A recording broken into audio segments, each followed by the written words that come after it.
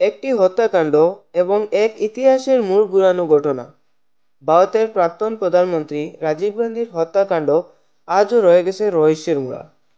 কিভাবে ঘটল এই ভয়াবহ ঘটনা, কেন তাকে হত্যা করা হলো, আজ আমরা সেই কাহিনী তুলে ধরব বিস্তারিতভাবে।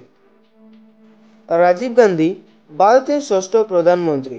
1984 সালে তার মা ইন্দিরা গান্ধীর হত্যাকাণ্ডের পর কংগ্রেসের নেতৃত্ব গ্রহণ করেন।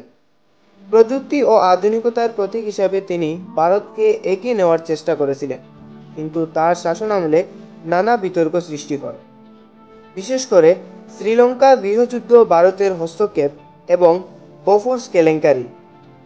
1987 সালে ভারত ও শ্রীলঙ্কার মধ্যে একটি শান্তি চুক্তি স্বাক্ষরিত হয়, যার ফলে ভারতীয় শান্তিরক্ষী বাহিনী শ্রীলঙ্কায় পাঠানো হয়।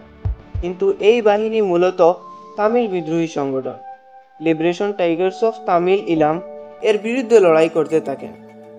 লিবারেশন টাইগার্স অফ তামিল ইলাম মনে করেছিল যে রাজীব গান্ধী তাদের সাথে বিশ্বাসঘাতকতা করেছেন এবং তাদের প্রধান শত্রু হয়ে উঠেছে, ফলে তারা প্রতিশোধ নেওয়ার পরিকল্পনা করতে থাকে।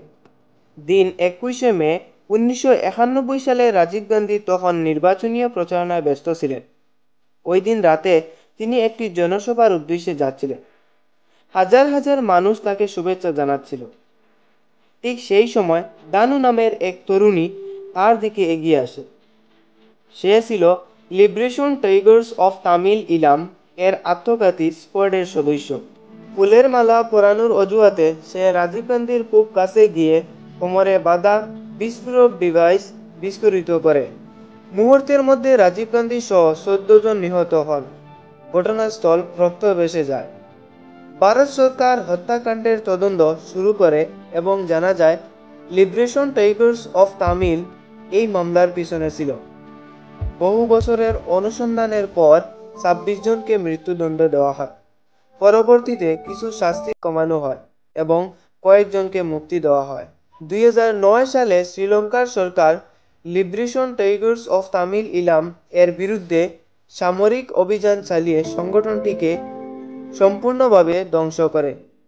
রাজীব গান্ধীর হত্যাকাণ্ড শুধু ভারতীয় রাজনীতি নয়, গোটা দক্ষিণ এশিয়ার ইতিহাসে একটি গুরুত্বপূর্ণ ঘটনা। রাজীব গান্ধীর হত্যাকাণ্ড নিয়ে আপনাদের মতামত কি, কমেন্টে জানান। যদি ভিডিও ভালো লাগে তাহলে লাইক দিন, শেয়ার করুন এবং চ্যানেল সাবস্ক্রাইব করতে ভুলবেন না। সবাই ভালো থাকুন, সুস্থ থাকুন।